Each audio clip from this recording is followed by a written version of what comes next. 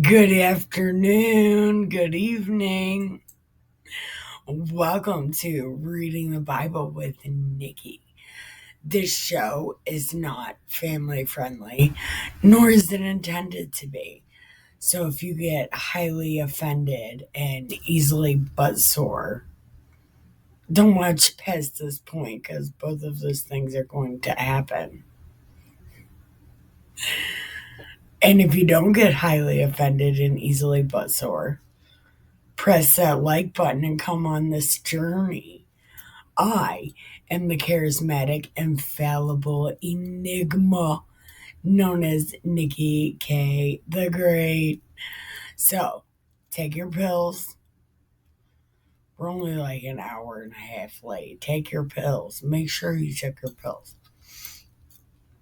Then, pack a bowl, grab some smokes, get comfy, then get your reward for keeping other people alive because that is the whole point. Keep other people alive. That's why you gotta take your pills. So you can stay alive to keep other people alive. So let's smoke it, drink it, and read it, right? We're on Daniel. Daniel chapter 12. We're going to finish this book. We're going to finish this book. And then all that's left is these couple chapters of Sea Rock. I think I'm going to start, I'm going to read 2 in the morning and 2 at night until we're done with it. And then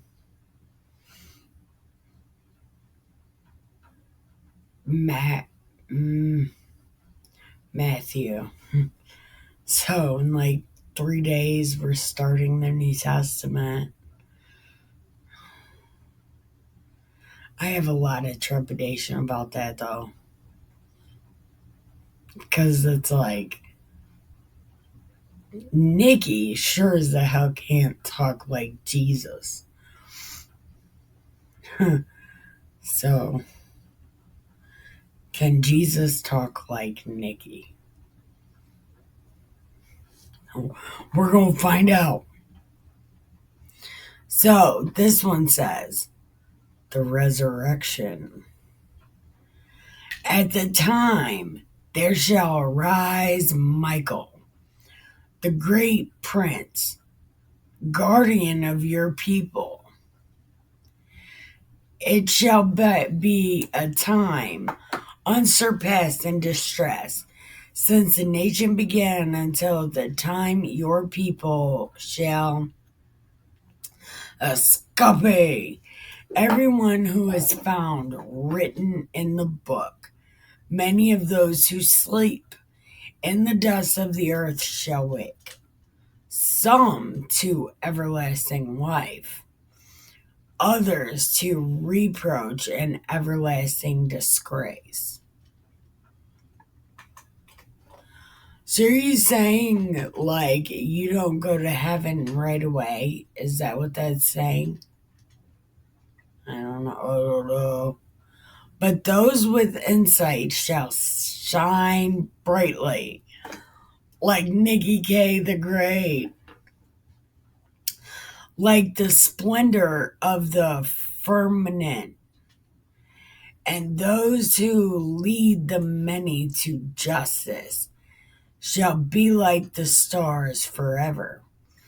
As for you, Daniel, keep secret the message and seal the book until the end time.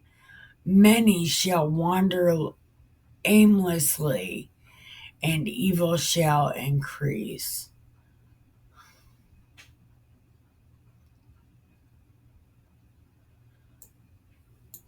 So gave Daniel the book? What book? The book of truth? What is happening? I, Daniel, looked and saw 2 others standing on either bank of the river, One of them said to the man clothed in linen, who was upstream, how long shall it be to the end of these appalling things? The man clothed in linen.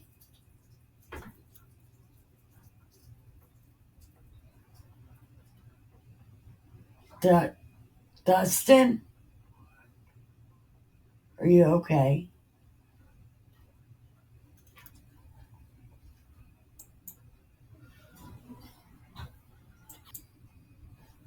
Okay, hold on.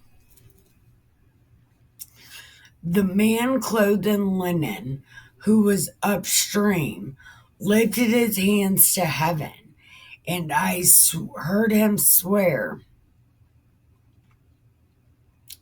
by him who lives forever that it should be for a time, 2 times and a half a time.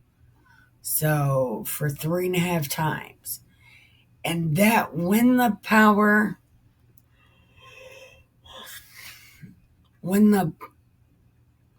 when the power of the destroyer of the holy people was brought to an end, all these things should end. So even like the Bible's like, when these fucking people cease, everything else will cease too, and it'll be great. Yeah. I heard, but I did not understand.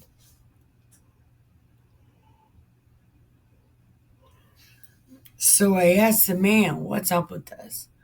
And he said, go, Daniel, because the words are to be kept secret and sealed until the end time.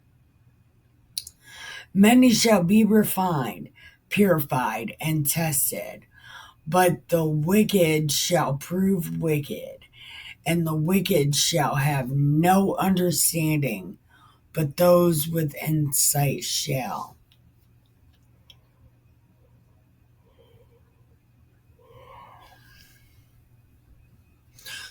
That could be right now.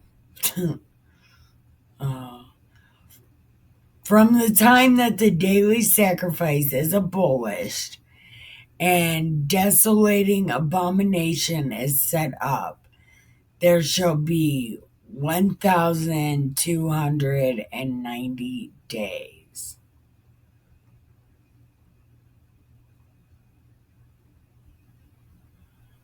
Okay, from the time that this. So the day that Jesus was killed until desolating abomination is set up. That has to be close to right now. Hmm. Blessed are they who have the patience and preserve for the one.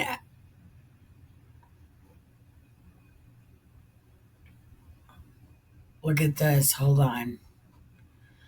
There shall be 1,290 days. And it says, blessed are they who have patience to persevere for the 1,335 days.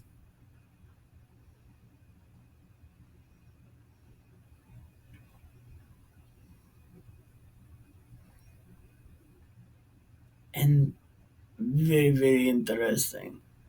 Mm. Okay. Go, take your rest, and you shall rise for your reward at the end of days. I just had a quick thought.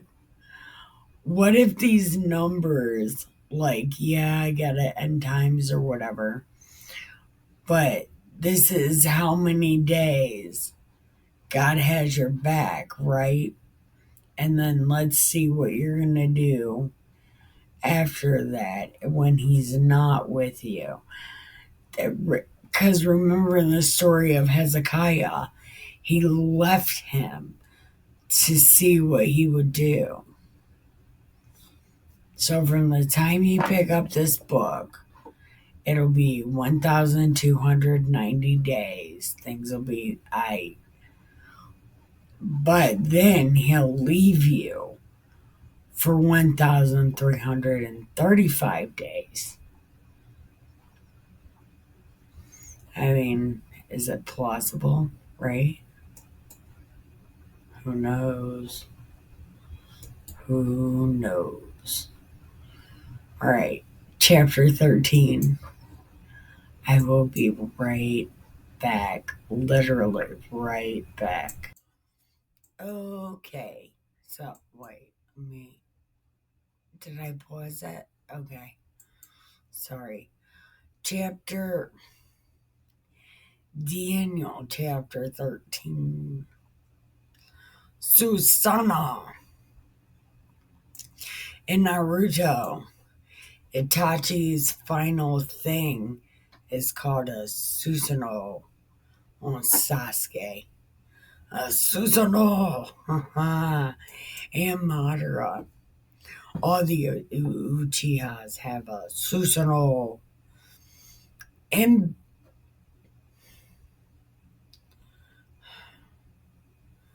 in Babylon, there lived a man named Joachim. Okay, that's different than the king. And he married a very beautiful and God-fearing woman, Susanna, the daughter of Hilkiah. Why do we know that name? We know that name. That's somebody. Her parents were righteous, and they had trained their daughter according to the law of Moses, also referred to as the Mosaic laws. Joachim was very rich, and he had a garden near his house. The Jews had recourse to him often because he was the most respected of them all. Man, that must have been so fucking. Man, that must have been some feat. It's not like you guys are fucking terrible people or anything. That year, 2 elders of the people were appointed judges, of whom the Lord said, "Lawlessness has come out of Babylon." That is from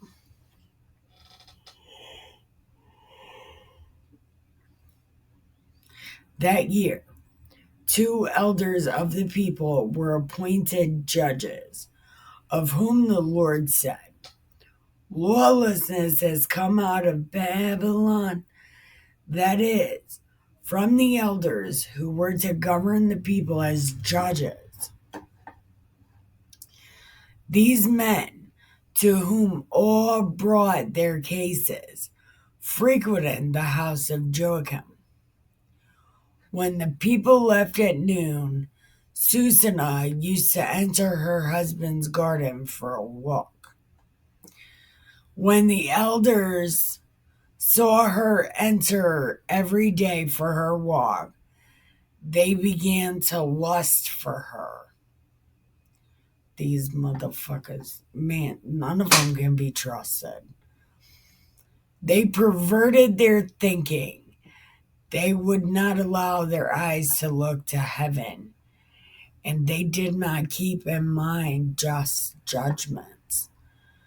Though both were enamored of her, they did not tell each other of their trouble, for they were ashamed to reveal their lustful desire to have her.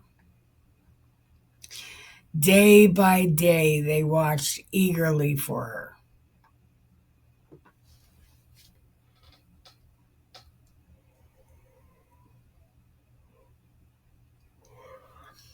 Here we go. One day they said to each other, "Let us be off for home. It is time for the noon meal."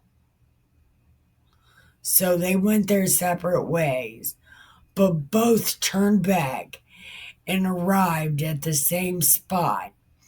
When they asked each other the reason, they admitted their lust. Then they agreed to look on an occasion where they could find her alone. No, then they agreed to look for an occasion when they could find her alone. One day they were waiting for the right moment. She entered, as usual, with two maids only, wanting to bathe in the garden for the weather was warm. Nobody else was there except for the two elders who had hidden themselves and were watching her. Bring me oil and soap, she said to her maids, and shut the garden gates while I bathe. They did as she said. They shut the garden gates and left by the side gate to fetch what she had ordered, unaware the elders were hidden inside. Oh, these motherfuckers. Oh my God. Listen. As soon as the maids had left, the two old men got up and ran to her. Look, they said, the garden doors are shut. No one can see us, and we want you. So give in to our desire and lie with us. If you refuse, we will testify against you that a young man was here with you. That's why you set your maids away. I am completely trapped, Susanna groaned.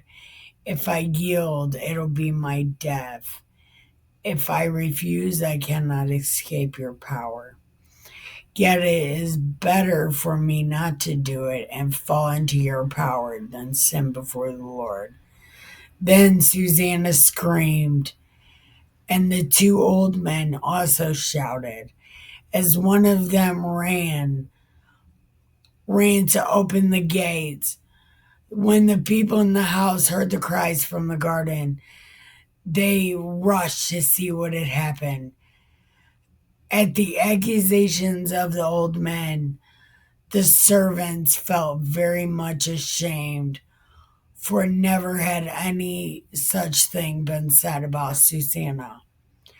When the people came to her husband, the two wicked old men also came, full of lawless intent to put Susanna to death. Before the people, they ordered, send for Susanna, the daughter of Hilkiah, and Joachim's wife. So they got her. She came with her parents, her children, and her relatives. Susanna, very delicate and beautiful, was veiled, but those transgressors of the law ordered that she be exposed so as to sate themselves with her beauty. All her companions and onlookers were weeping. In the midst of the people,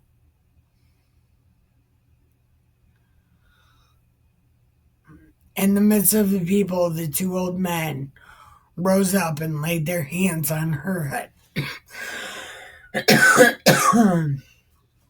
As she wept, she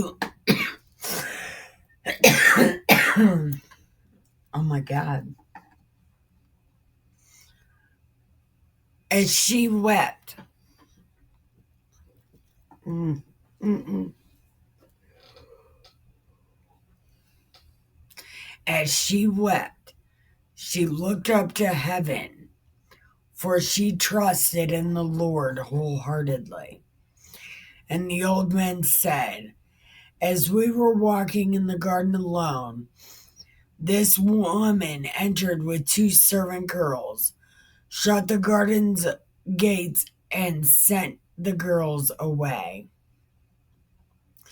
A young man who was hidden there came and lay with her. when we, in a quarter of the garden, saw this lawlessness, we ran toward them. When we saw them lying together, but the man we could not hold, because he was stronger than we. He opened the gates and ran off. Then we seized this one and asked who the man was. But she refused to tell us. We testify to this. The assembly believed them. Since they were elders and judges of the people, they condemned her to death.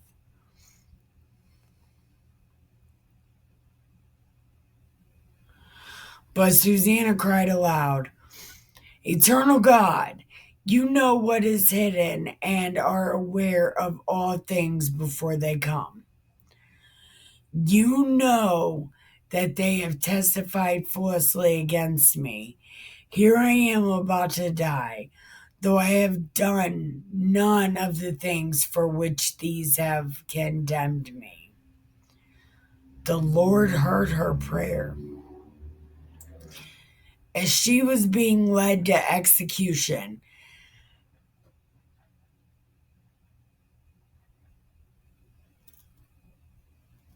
that was a weird noise. Okay. As she was being led to execution, God stirred up the Holy Spirit of a young boy named Daniel. Is this rewinding in time? What is happening?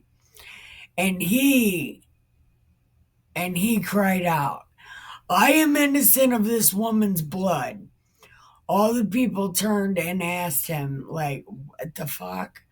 And he said, Are you such fools, you Israelites, to condemn a daughter of Israel without investigation and without evidence? Return to court, for they have testified falsely against her. Then all the people returned in haste. To Daniel, the elders said, Come sit with us and inform us, since God has given you the prestige of old age. But he replied, Separate those two far from one another, and I will examine them. After they are separated from each other, he called one of them and said, How did you grow evil with age? Now have your past sins come to terms? Passing unjust sentences, condemning the innocent, and freeing the guilty, although the Lord says, the innocent and the just you shall not put to death. What the fuck, dude? Now, then, if you are a witness, tell me under what tree you saw them together. Under a mastic tree, he answered. Your fine lie costs you your head, said Daniel, for the angel of God has already received this sentence from God and shall split you in two. Like, hiya. Putting him to one side and ordered the other to be brought. Offspring of Canaan.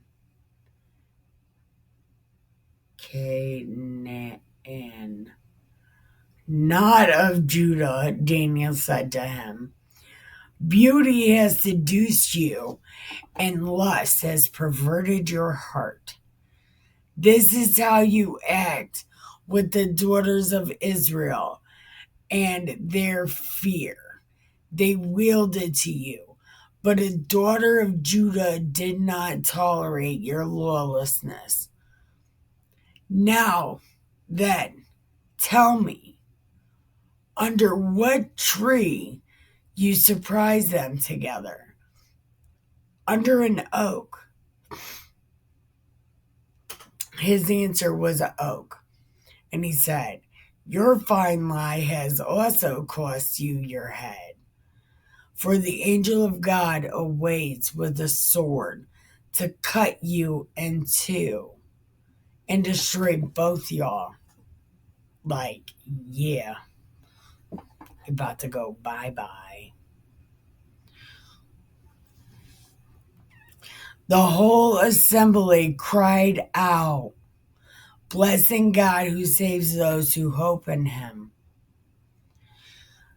They rose up against the two old men by their own words. Daniel had convicted them of bearing false witness.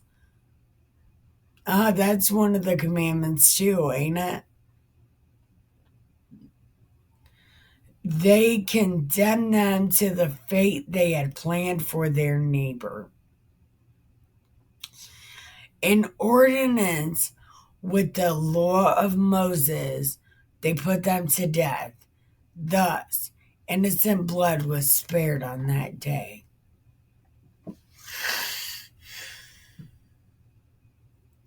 Okay.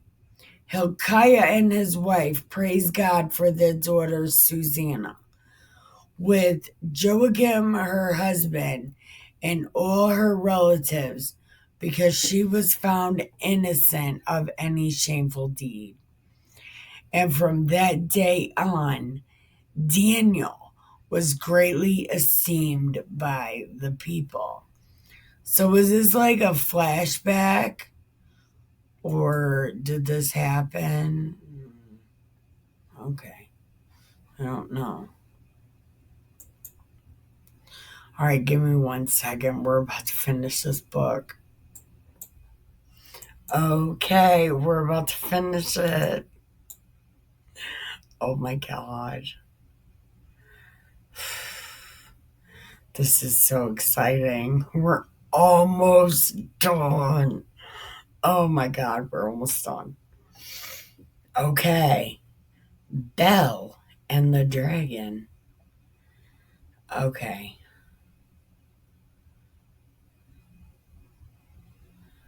Okay.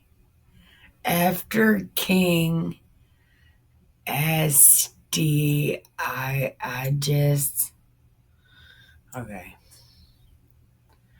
We're just okay. Here. Let's just see how to pronounce this.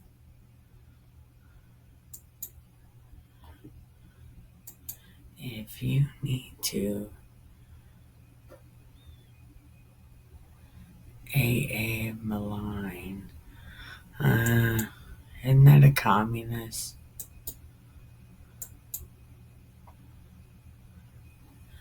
Okay. How do you say it? How do you pronounce it? How do you pronounce it? Here we go.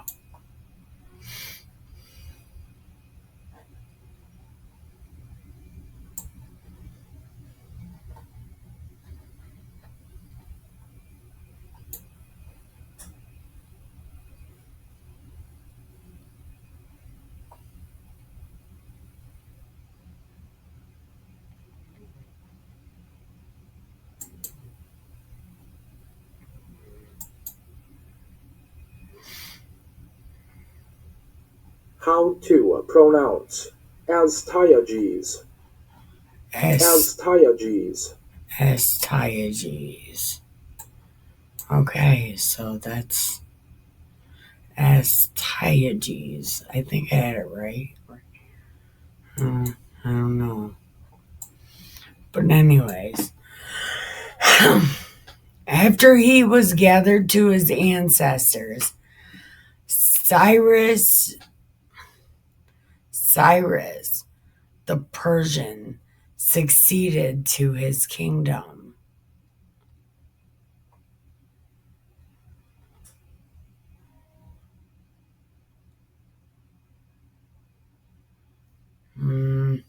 I don't know. Okay. Daniel was a companion of the king and was held in higher honor than any of the friends of the king.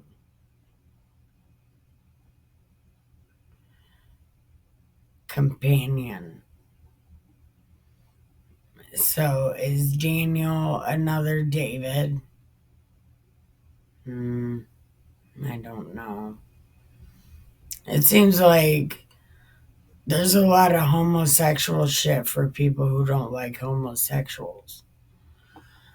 The Babylonians had an idol called Bel, and every day they provided for it 6 bushels of fine flour, 40 sheep, 6 measures of wine. The king revered it and went every day to worship, but Daniel worshiped only his God.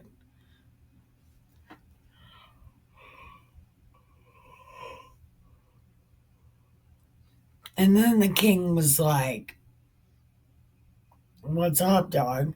And Daniel was like, "I don't want nothing to do with that shit. I I only do like real God." Then the king continued, "You don't think Bel's real? Don't you see how much he eats and drinks?" And then Daniel, he laughed in the king's face and he was like, "Are you dumb? It is only clay inside bronze. It's only clay inside and bronze outside.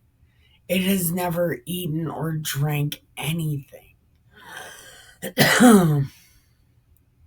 Enraged, the king called his priests and said to them, "Unless you tell me who it is that consumes these provisions, you shall die.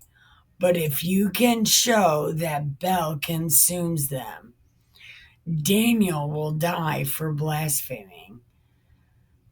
And then Daniel was like, "Bet." There are 70 priests of Bel besides their wives and children. When the king went with Daniel into the temple of Bel, the priests of Bel said, "See, we are going to leave. You, O king, set out the food and prepare the wine. Then shut the door and seal it with your ring. If you do not find that Bel has eaten it all when you return in the morning, we are to die. Otherwise, Daniel shall die for his lies." They were not perturbed because under the table they had made a secret entrance through which they can always hold on in which they always came in to consume the food. After they departed, the king set the food before Bel, while Daniel ordered his servants to bring some some ashes, which they scattered through the whole temple. The king alone was present. Then they went outside, sealed the door with the king's ring, and departed. The priests entered that night as usual with their wives and children, and they ate and drank everything. Early the next morning, the king came with Daniel. "Are the seals unbroken, Daniel?" And Daniel was like, "No, you know that." As soon as they had opened the door,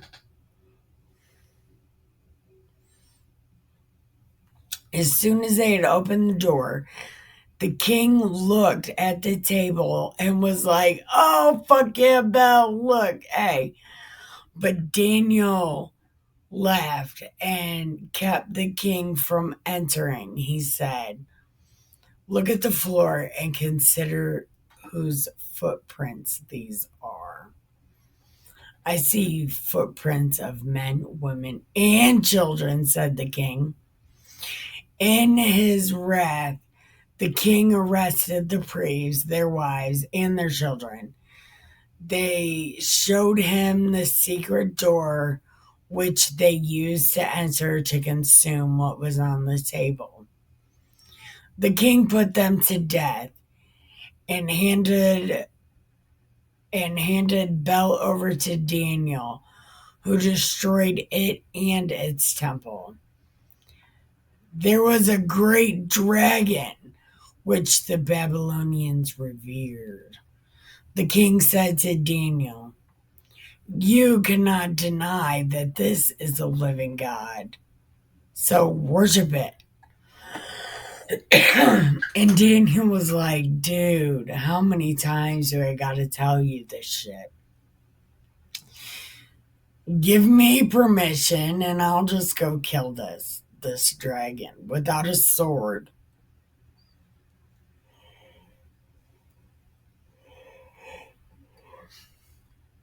"Let me go kill this dragon, dude. Like, come on, we're homies. I got your back. I will protect you. I am your companion." And the king was like, "Yeah, whatever." So Daniel took some pitch, fat, and hair. These he boiled together and made into cakes. He put them in the mouth of the dragon, and when the dragon ate them, he burst. "This," he said, "is what you revered."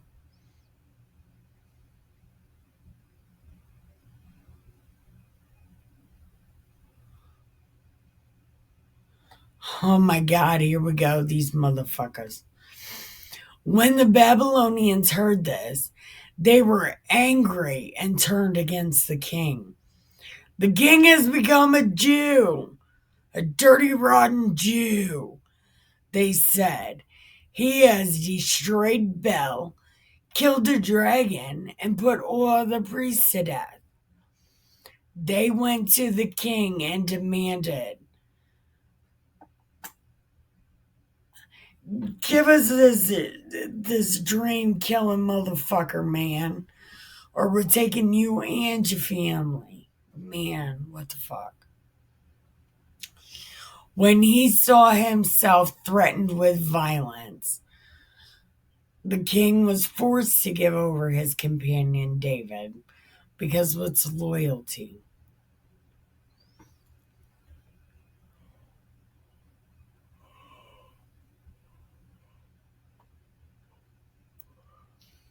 So Daniel went to a lion's den again. Listen, they threw Daniel in a lion's den where he remained 6 days. In the den were 7 lions. 2 carcasses, 2 sheep had been given to them daily. But now they were giving nothing so that they would devour Daniel. The prophet Habakkuk was in Judea. He mixed some bread in a bowl with the stew he had boiled and was going to bring it to the reapers in the field. So Habakkuk was the same time as Daniel. I can't figure out if that's my second or third favorite book in the Bible. My favorite is the Songs of Solomon. Those stories are so amusing. But then there's Habakkuk.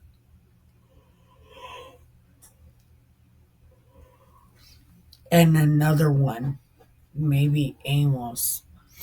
But it's definitely Songs of Solomon and Habakkuk. So he gets some bread and stew, and he was bringing it to the reapers. When the angel of the Lord told him, "Take the meal you have to Daniel in the lion's den at Babylon." But Habakkuk said,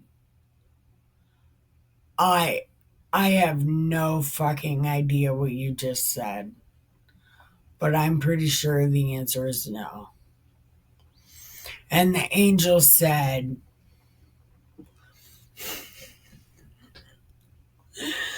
the angel picked him up by his hair and carried him with the speed of the wind and set him down in Babylon above the den. "Daniel, Daniel," cried Habakkuk, "take the meal God has sent you. You have remembered me, O God. You have not forsaken those who love you." So Daniel ate, but the angel of God at once brought Habakkuk back to his own place by the hair of his head. Oh, that had to be insane. On the seventh day, the king came to mourn for Daniel. As he came to the den and looked in, there was Daniel sitting there. The king cried aloud, "You are great, Lord, O God, the God of Daniel. There is no other besides you." He brought Daniel out, but those who tried to destroy him, he threw into the den, and they devoured in a moment before his eyes. That's the end of the Bible. That's not the end of the Bible. We still have a couple chapters of Sea Rock left. And then it'll be the end of the Old Testament.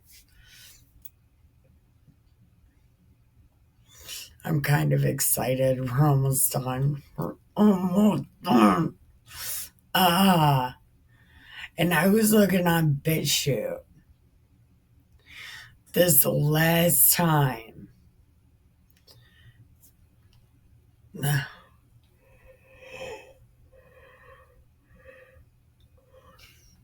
It's been 9 times since the last time I tried. It's been 9 months since the last time I tried. I've tried to read this Bible 3 times. I read it twice. Well, the first time I got to Kings, and the second time I got to Job. The third time I've made it through almost everything but these last couple of chapters of Sea Rock in 9 months.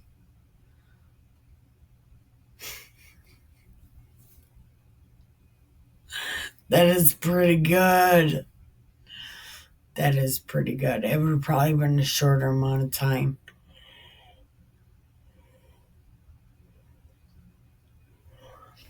But I talk way too fucking much. Anyway, thank you for watching. I appreciate you and I love you, and have the greatest day ever.